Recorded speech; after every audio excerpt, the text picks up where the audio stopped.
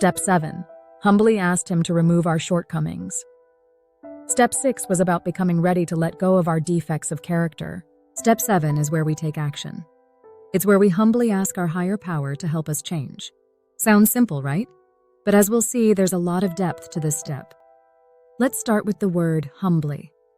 What does it mean to be humble? For many of us, humility isn't about thinking less of ourselves. It's about thinking of ourselves less.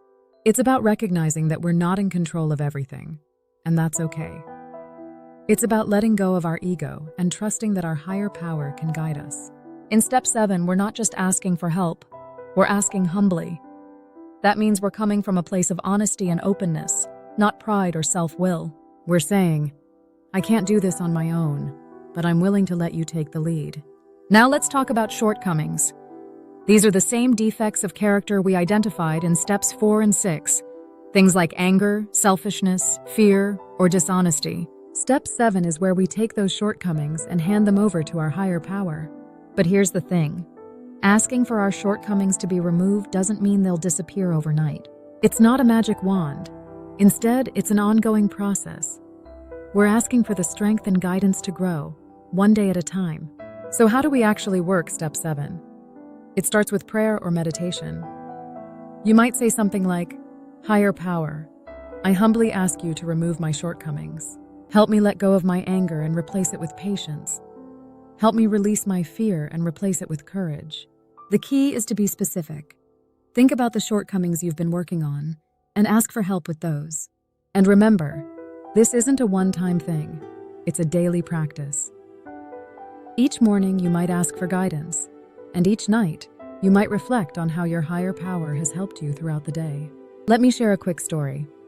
One member of AA, let's call him John, struggled with resentment for years. He carried grudges like a heavy backpack, and it weighed him down. When he got to Step 7, he realized he couldn't let go of that resentment on his own. So he prayed, Higher power, I humbly ask you to remove this resentment. Help me forgive and find peace. At first, nothing seemed to change, but over time, John started to notice small shifts. He found himself letting go of old grudges and feeling lighter. It wasn't easy, and it didn't happen overnight.